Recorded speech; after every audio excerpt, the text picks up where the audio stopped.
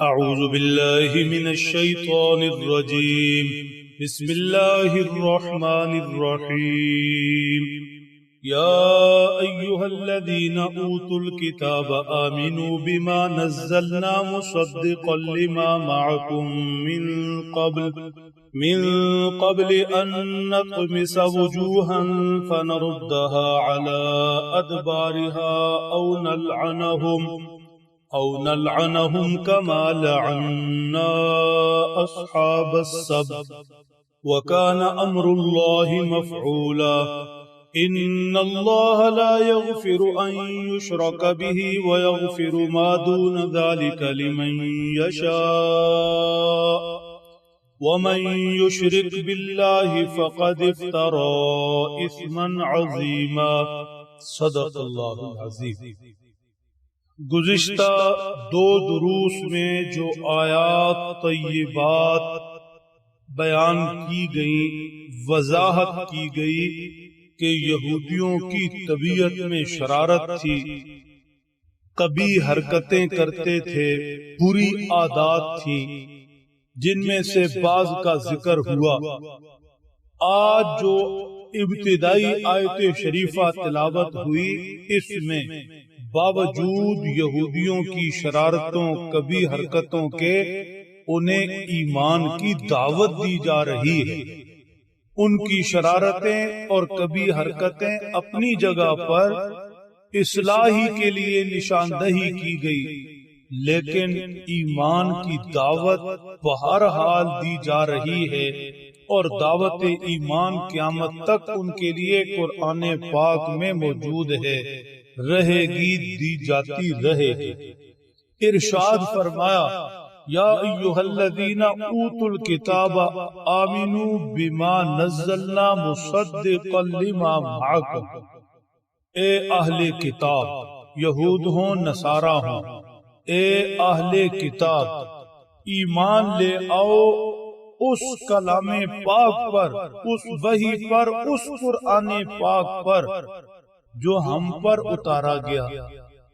مصدقا لما معکم، اور یہ بھی تو دیکھو کہ یہ قرآن پاک، اس کے احکامات، اس کے مندرجات وہ تورات و انجیل کے احکامات کی تصدیق کرتے ہیں، انہیں سچا کہتے ہیں. تو اب قرآن پاک کو مانو تو تورات و انجیل کو بھی سمجھو، مان لیا. جب قرآن کہتا ہے وہ سچے تو قرآن کو مانو تو وہ سچے، اور خدا نخواستہ قرآن پاک کا انکار کرو گے تو قرآن کہتا تورات و انجیل سچی، تو قرآن کی اس بات کا انکار حقیقت میں تورات و انجیل کا بھی انکار ہے. دعوت دی جا رہی ہے قرآن پاک پر ایمان لاؤ، اللہ کے احکامات قرآن پاک میں موجود ان پر ایمان لاؤ.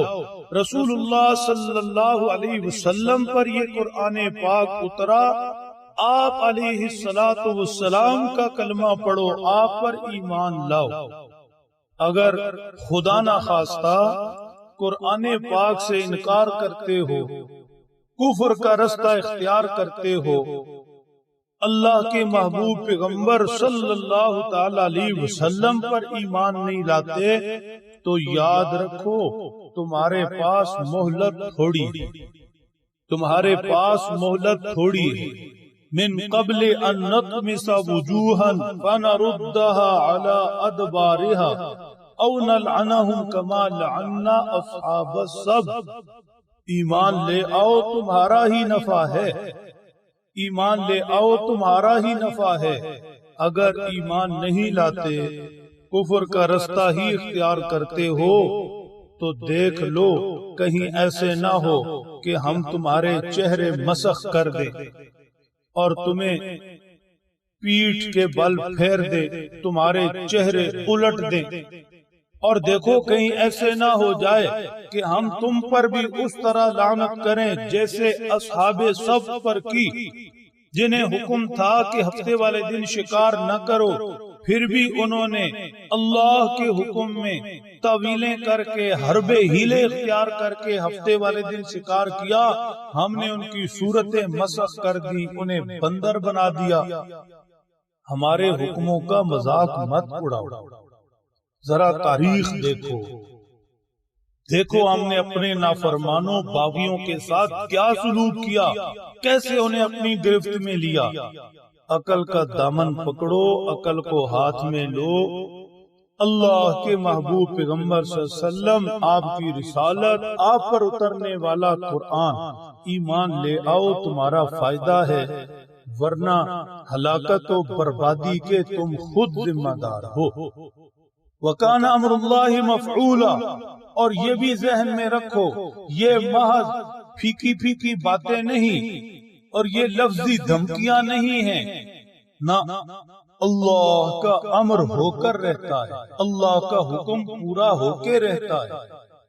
کیا ایمان افروز جملے ہیں ایمان والوں کے لیے بھی کہ اللہ کے سبھی وعدوں پر یقین ہو، وعیدوں پر یقین ہو، جو اللہ نے فرما دیا کوئی اور رستہ نہیں، کوئی شک نہیں، کوئی شبہ نہیں، اللہ نے جو فرما دیا وہ ہو کر رہے۔ اور ان بدبختوں کے لیے بھی اگر یقین رکھیں تو باز آ جائیں، ایمان کی طرف لوٹ آئیں، اسی میں ان کا نفع ہے، ورنہ جس عذاب کی خبریں، جس اللہ کی پکڑ کی بات ان سے کی جا رہی ہے وہ ہونی۔ ارشاد فرمایا، ان اللہ لا یغفر ان یشرک بہ ویغفر ما دون ذلک لمن یشاء۔ یہود یہ کفر و شرک میں بھی مبتلا ہیں، حضرت عزیر علیہ السلام کو اللہ کا بیٹا کہتے ہیں، معاذ اللہ۔ عیسائی حضرت عیسیٰ علیہ السلام کو خدائی میں تیسرا حصے دار سمجھتے ہیں، الیاذ باللہ۔ ان کا جرم بڑا ہے، اگر یہ اسی جرم پر مرتے ہیں تو ان کی مغفرت نہیں، کیونکہ ضابطہ الہی یہ ہے، اللہ کا اصول و قانون یہ ہے کہ اللہ شرک کرنے والے کا شرک معاف نہیں فرماتا۔ علاوہ ازیں ایمان موجود ہے، گناہ ہیں، اللہ گناہ گاروں کے گناہ معاف فرما دیتے ہیں جس کے چاہتے ہیں، لیکن شرک کرنے والے کا شرک یہ معاف نہیں۔ کیوں معاف نہیں؟ وَمَن يُشْرِكْ بِاللَّهِ فَقَدِ افْتَرَى إِثْمًا عَظِيمًا، جو شخص اللہ کے ساتھ شریک ٹھہراتا ہے یہ اللہ پر گناہ باندھتا ہے، جھوٹ باندھتا ہے۔